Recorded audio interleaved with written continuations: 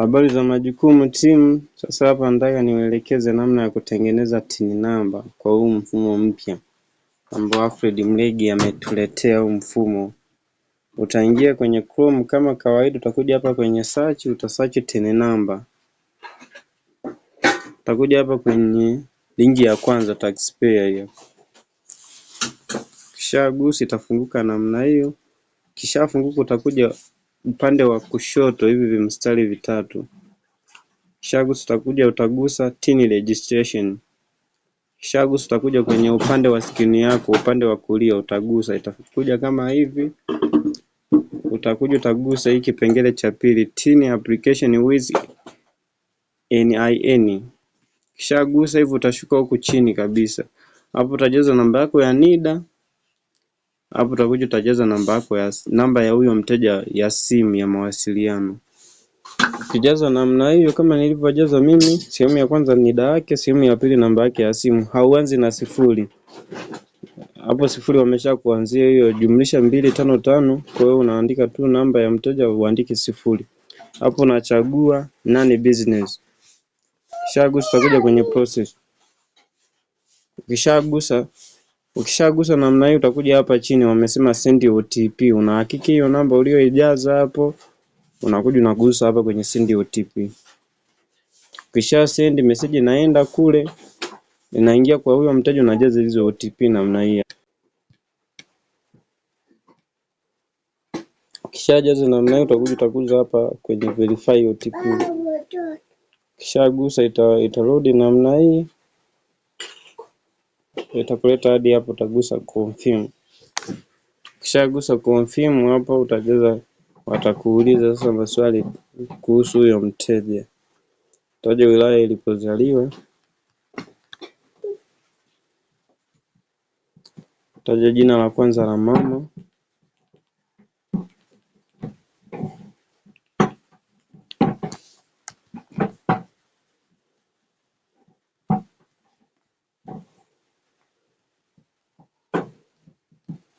Mkoa wake.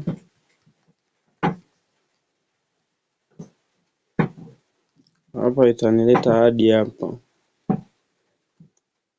Utaangalia majina yake ya mteja. Utakuja hapa kwenye content type. Utakuja hapa select, utachagua namba ya simu mobile.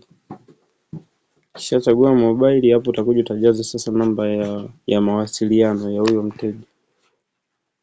Anza na 7.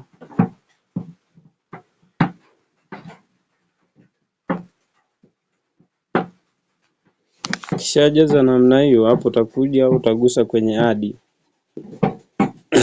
Usipogusa kwenye add hapo haiwezi kaendelea. Kwa mfano labda nikagusa kwenye save and continue, hapo itanigomea. Kwa hapa nitagusa kwenye add. Nikishagusa add, nitapiga tiki huku. Nitagusa save and continue. Hapa tayari nitagusa close. Huku nitachagua region, nitachagua hapa juu kabisa kwenye address type utachagua Tanzania. Ukishachagua Tanzania utakuja hapo utachagua mkoa aliopo huyo mteja. Uko Mbeya. Mbeya vijijini. Kata ni Lembo. Kata ni Lembo. Hapa nitachagua kijiji.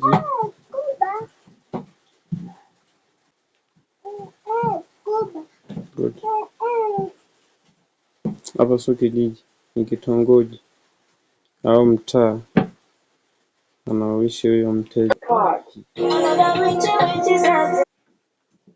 Kitongoji chake au mtaa ni Kesalia. Ukishachagua hapo utashuka huku chini. Utagusa tena save and continue. Ukishagusa hapa successful, watakuletea sehemu nyingine. Hapo utachagua as nani business activities. Ukishachagua namna hiyo utakuja tena utasave and continue. Successful, utakuja hapa utapiga tiki hapo, utakuja submit, confirm. Hapa tayari utakuwa ushamaliza kwa utaikopi hii tini hapa juu, utakandamizia, utakopi, utakuja cross. Kama unatengenezea lipa utaomba verification.